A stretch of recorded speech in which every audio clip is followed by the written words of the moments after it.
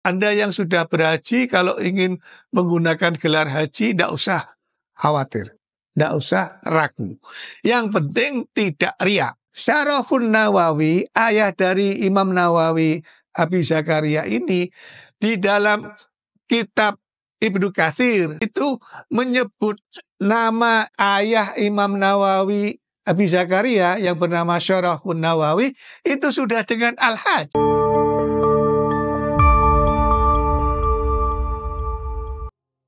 Assalamualaikum warahmatullahi wabarakatuh.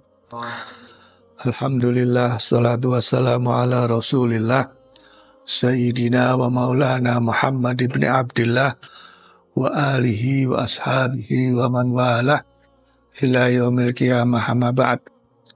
Saudara-saudara, malam hari ini kita membahas tentang haji, ibadah haji. Mudah-mudahan bisa cukup waktunya untuk menjelaskan ini.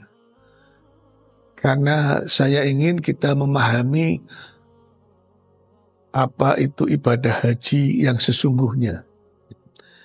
Yang pertama, ibadah haji itu sudah ada sejak sebelum Islam yang dibawa oleh Kanjeng Nabi Muhammad SAW. Ibadah haji itu sudah dilakukan sejak Nabi Allah Ibrahim alaihissalam.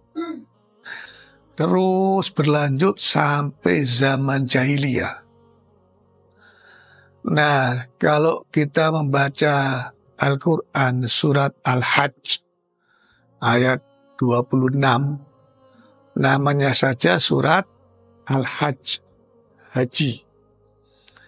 Di situ Allah Subhanahu wa Ta'ala menegaskan perintah untuk mendirikan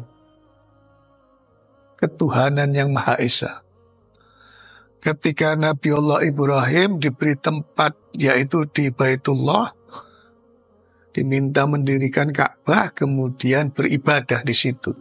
Wa id bawwa'na li Ibrahima makanal baiti alla tusyrik. Ya. Ketika kami, yakni Allah, ingatlah ketika kami, yakni Allah, menempatkan Nabi Ibrahim atau menempatkan Ibrahim alaihissalam di tempat di rumah Allah, Al-Bait, Baitullah. Untuk apa? Untuk tidak menyekutukan Tuhan. Ya. Agar supaya tujuan dari ibadah di Baitullah itu tidak untuk menyekutukan Tuhan.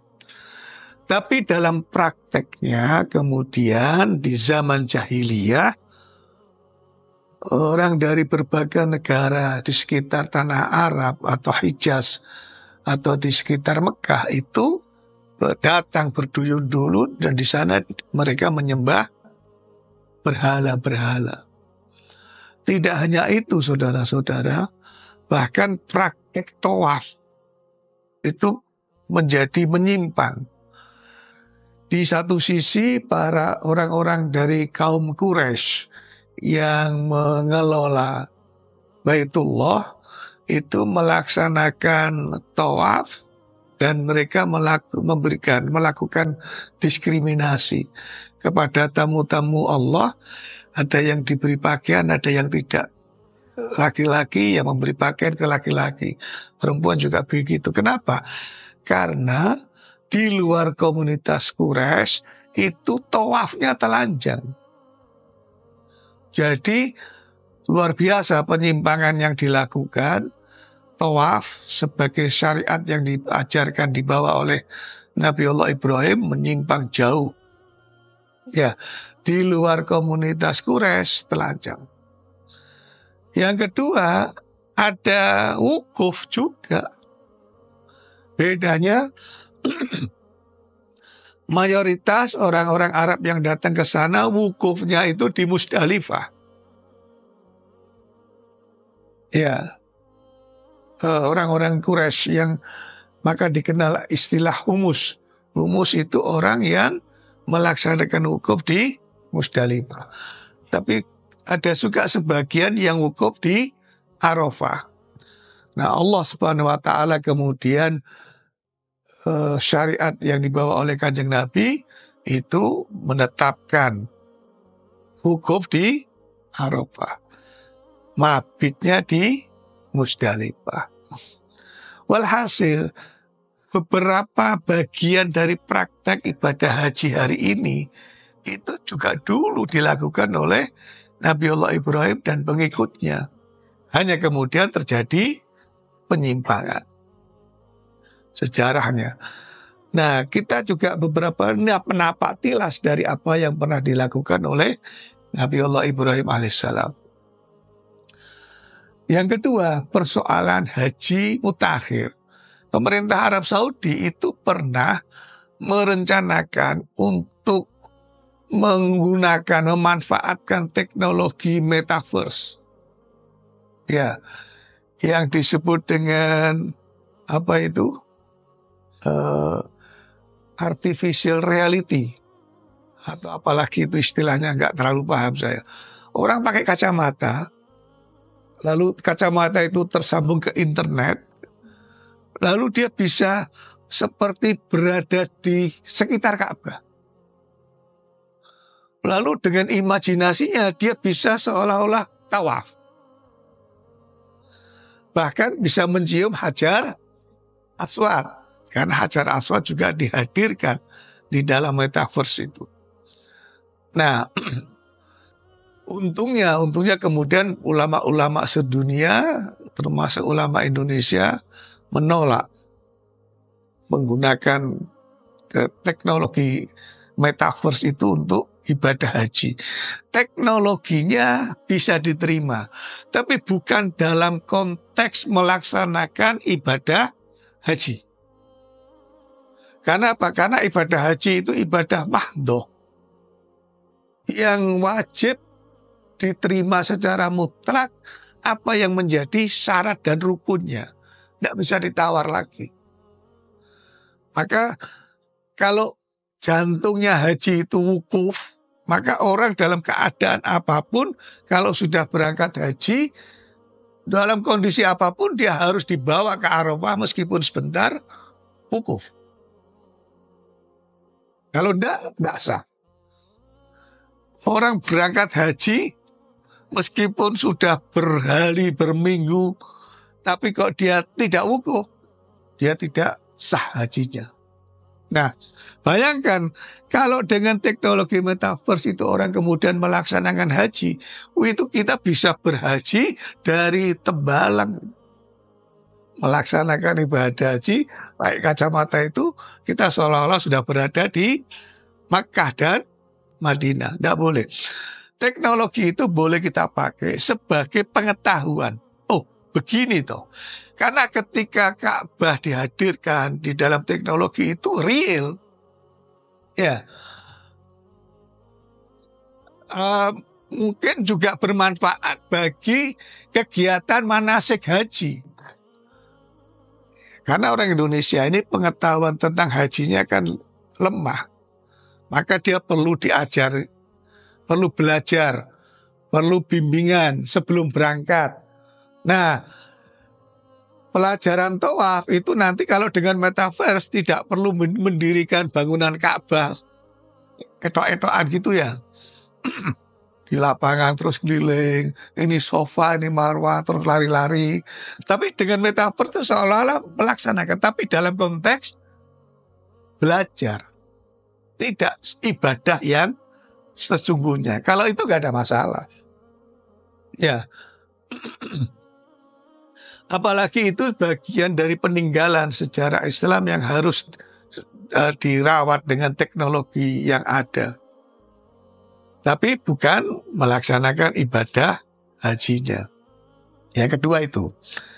Yang ketiga, saudara-saudara, ada orang yang berhaji bisa menjadi haji maksimalis.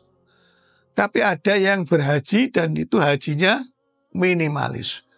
Kenapa? Karena dia tidak memanfaatkan maksimal keberadaannya di dua tanah suci, Haramain, Makkah dan Madinah untuk ibadah, lebih banyak jalan-jalan, shopping, keluar masuk mall. Ya, mallnya di sana bagus-bagus, lebih bagus daripada mall yang ada di Demak. Demak nggak ada mall ya. Ada. Itu waktunya habis untuk di sana. Nah, yang kedua, ada amalan-amalan sunnah yang tidak secara maksimum dilaksanakan. Bayangkan kalau kita sholat di Masjidil Haram, itu pahalanya seperti kita sholat 100.000 kali. Tapi banyak orang yang lebih senang sholat di hotel atau di maktab tempat mereka menginap. Alasannya jauh, alasannya capek, dan seterusnya. Eman-eman. Ya, menjadi haji minimalis. Yang kedua, tentang gelar haji. Ini kontroversi karena sebagian orang-orang Salafi Wahabi itu membid'ahkan gelar haji. Ya. Tapi memang di sebagian masyarakat kita itu ada yang berlebihan. Ketika pulang dari haji, kok nggak dipanggil Pak Haji, itu nggak noleh. Begitu dipanggil Pak Haji, wah noleh full salaman. Ya, berlebihan. Nah, yang kita harus pahami begini. Saya menggunakan rujukan di dalam kitab Al-Majmu' Syarah Muhadzab. Imam Nawawi berpendapat boleh orang yang sudah berhaji dengan catatan dia betul-betul melaksanakan syarat rukun wajibnya haji. Puncaknya adalah ikut wukuf di Arafah. Boleh dia menggunakan gelar haji. Ada yang berpendapat begini, itu gelar diberikan oleh pemerintah Hindia Belanda untuk mengidentifikasi. Karena banyak orang Indonesia atau orang Hindia Belanda ya, yang berangkat haji, pulangnya itu selalu terjadi huru-hara pemberontakan perlawanan terhadap pemerintah Belanda, Hindia Belanda. Maka kemudian oleh pemerintah Hindia Belanda saat itu dikelola haji ini tidak hanya diatur, awalnya diserahkan kepada masyarakat, kemudian dikelola. Dan mereka yang sudah haji diberi gelar haji. Untuk membedakan, kan tidak semua orang, tidak banyak orang Indonesia yang berangkat haji. Apalagi saat itu naik kapal laut bisa berbulan-bulan. Konon ceritanya begitu berangkat haji itu sudah langsung ditahlili. Jadi kalau nggak kembali lagi berarti sudah ditahlili. Saking lamanya perjalanan pulang pergi.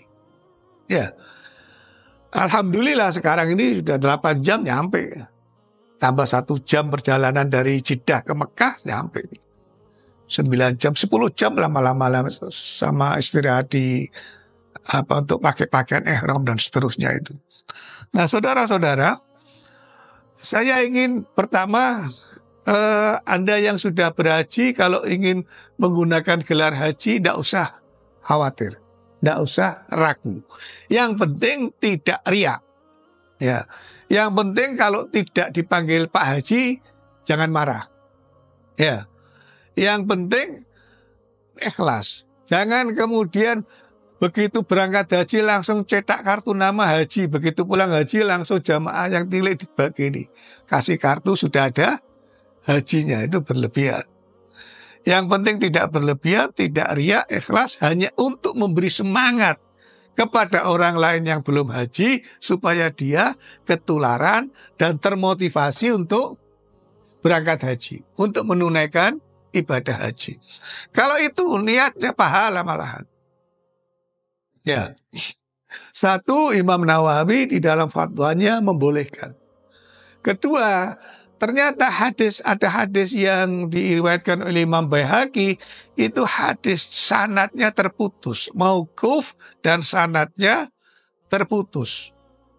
Ya, yang ketiga, orang yang melarang gelar haji itu menganalogikan begini, di zaman Nabi tidak ada haji Abu Bakar As-Siddiq, Haji Umar bin Khattab, apalagi Kanjeng Nabi Haji Muhammad Rasulullah. Tidak ada. Maka tidak perlu kita pakai itu. Kata sebagian orang. Saya menjawab begini loh. Sayyidina Abu Bakar itu gelarnya sudah lebih dari sekedar haji. Kenapa? Karena dia adalah Khalifatur Rasul. Umar bin Khattab radhiyallahu anhu, Sayyidina Umar itu gelarnya sudah lebih dari haji karena dia adalah Amirul Mukminin. Ya, jadi satu tadi itu saya ulangi lagi supaya tidak lupa. Imam Nawawi dalam kitabnya membolehkan. Yang kedua, dia kalau Belanda memberikan gelar haji kepada orang Hindia Belanda yang sudah berangkat haji, itu berarti sebelumnya sudah ada penggunaan gelar itu. Jadi keliru kalau ada yang mengatakan gelar itu pertama kali yang menyematkan pemerintah Hindia Belanda kepada orang-orang Hindia Belanda atau warga negara Hindia Belanda yang berangkat haji. Enggak. Gelar itu sudah ada sejak sebelum abad ke-19. Karena gelar itu diberikan oleh pemerintah Belanda berdasarkan ordonansi Hindia Belanda abad ke-19. Saudara-saudara, Imam Nawawi, penyusun kitab ini, itu punya ayah namanya Syarafun Nawawi. Ini di sini tertulis Al-Imam Muhyiddin Abi Zakaria Yahya bin Syaraf An-Nawawi. Ada dua tokoh yang bernama Imam Nawawi. Kalau Imam Nawawi berarti Abi Zakaria. Ini Ad-Dimsyiki, Suriah. Lalu kita juga punya tokoh ulama besar yang bernama Syekh Nawawi Al-Bantani. Yang beberapa hari yang lalu kitabnya yang mensyarahi Bidayatul Hidayah kita pakai, kita pelajari. Nah, Syarafun Nawawi, ayah dari Imam Nawawi Abi Zakaria ini, di dalam kitab Ibnu Katsir, penulis sejarawan, penulis ahli tafsir dan sejarawan, di dalam kitabnya Al-Bidayah wa Nihayah itu menyebut nama ayah Imam Nawawi Abi Zakaria yang bernama Syarafun Nawawi itu sudah dengan Al-Hajj. Padahal dia itu Imam Nawawi itu lahir dan wafat di abad, usianya nggak panjang, abad ke-13 ke abad ke-13 Masehi. Pemerintah Belanda memberikan gelar kepada orang haji itu abad ke-19 atau pertengahan abad ke-19. Dan ketika pemerintah Belanda punya ide itu karena memang sudah ada tradisi menggunakan gelar itu. Ya. Jadi, karena begini, orang yang menolak gelar itu seolah-olah ingin mengatakan itu pemberian pemerintah Hindia Belanda, penjajah kolonial, kenapa engkau pakai? Gak usah dipakai gitu. Ya. Nah, yang penting tadi itu tidak berlebihan. Saudara-saudara sekalian, itu tentang gelar. Jadi ada beberapa hal yang sudah kita pelajari. Tentang sejarahnya secara singkat. Ya, tentang bolehnya menggunakan gelar. Tentang bagaimana kita bisa melaksanakan ibadah haji secara maksimalis. Nah, ukuran yang kita harapkan itu bukan jangan gelarnya, tetapi kemabrurannya, mabrur yang diterima oleh Allah Subhanahu wa taala. Karena berangkat haji, melaksanakan ibadah haji itu peluangnya hanya ada dua. Dia pulang menjadi haji mabrur atau dia pulang menjadi haji mabur karena dia naik pesawat. Ya. Kalau kualitas ibadahnya saya begini, loh, siapa tahu orang yang dipanggil haji itu dia akan menjadi bumper atau menjadi buffer dia untuk melakukan hal-hal yang tidak baik. Kalau dia Pak Haji, haji itu antara lain kalau orang jamaah haji Indonesia itu disarankan haji tamattu, bukan haji ifrad. Apa maksudnya? Kalau haji ifrad, begitu kita masuk wilayah kewajiban menggunakan pakaian ihram itu sampai dengan kita tawaf wajib setelah lempar jumroh, bisa sekian minggu, bisa 4 minggu, bisa lebih, itu kita nggak boleh lepas ihram. Padahal ketika berpakaian ihram, pantangannya itu banyak sekali. Ya, kita digigit nyamuk itu tidak boleh kita keplok gitu. Karena berarti membunuh binatang. Di 2 tempat suci, kata Kanjeng Nabi, Nabiullah Ibrahim mensucikan Mekah. Maka aku mensucikan Madinah. Hadis riwayat Imam Bukhari. Pantangannya berat sekali. Kepala ini kalau laki-laki tidak boleh kemudian pakai kopiah. Kalau lupa atau melakukan kesalahan, denda. Ya, potong kambing. Bayangkan kalau sehari 10 kali melakukan kesalahan. Bangkrut, bisa tidak pulang dia. Ya. Jadi disarankan tamattu. Nah, kalau tamattu itu ringan. Begitu kita sudah sampai ke Makkah, kita tawaf ya. Selesai kewajiban kita bisa lepas umroh. Tapi kita harus bayar denda, yaitu potong seekor kambing. Itu tamattu. Nah, makanya orang Indonesia itu perlu manasik haji sebelum berangkat. Tidak hanya supaya tidak kesasar, tetapi supaya ngerti. Ini adalah ibadah yang membutuhkan praktek. Tidak cukup hanya teori. Tidak cukup hanya mengerti teorinya. Karena ketika belum dipraktekkan, nggak mudeng. Pahamnya masih setengah. Nah, manasik bimbingan itu akan menjadikan dia memiliki pengetahuan praktek. Sehingga ketika di sana tidak gugup lagi, sudah asing lagi. Apalagi sebelum itu sudah ngaji, berusaha mengetahui tentang kondisi Mekah, tentang Madinah, ada istiadat orang warganya, dan sebagainya, dan sebagainya. Mudah-mudahan kita diberi kesempatan untuk bisa melaksanakan ibadah haji. Allahumma amin. Karena itu menjadi kesempurnaan rukun Islam kita. Ya, karena selain dari haji bagi orang Indonesia itu gampang dilakukan. Karena jauhnya jarak, maka ibadah haji menjadi istimewa. Butuh biaya yang besar. Tapi kalau kita sudah niat dan dapat panggilan untuk haji, itu nggak ada yang sulit. Banyak orang kaya tidak berani berangkat haji karena merasa apa? Saya belum bersih. Loh, dikiranya berangkat haji itu nanti di sana akan dihukum. Karena banyak orang yang menakut-nakuti. Hati-hati loh, kalau berangkat haji, ya biasanya suka jawil-jawil orang, nanti di sana dijawil. Tanpa ada yang tahu. Nah, saya ingin menegaskan, itu Mekah Madinah bukan tempat pembalasan. Ya, kalau ada yang terjadi begitu, ya sebetulnya sedang diingatkan saja.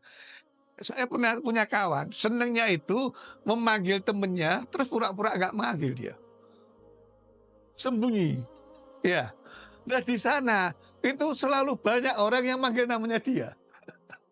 Suaranya seperti temennya gitu ya, panggil. Itulah kanan kiri nggak ada.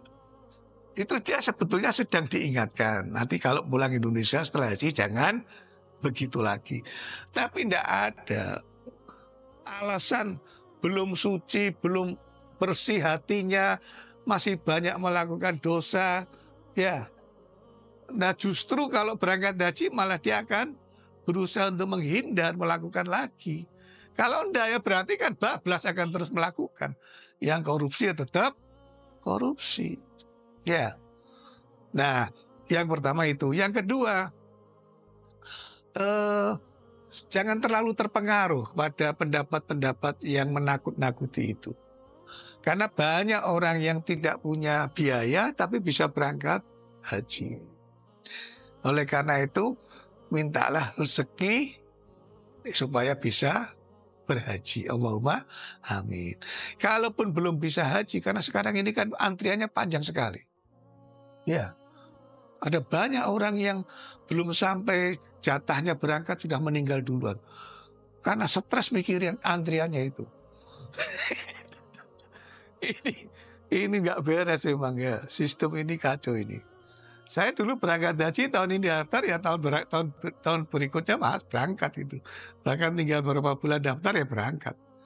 Tapi sekarang ini gara-gara ada tabungan haji itu, niru-niru negara lain, nggak ngerti kalau orang Indonesia itu jumlahnya besar ya, keinginan berangkat hajinya itu luar biasa besarnya dan seterusnya. Dan ini adalah jangan dianggap sebagai status sosial saja.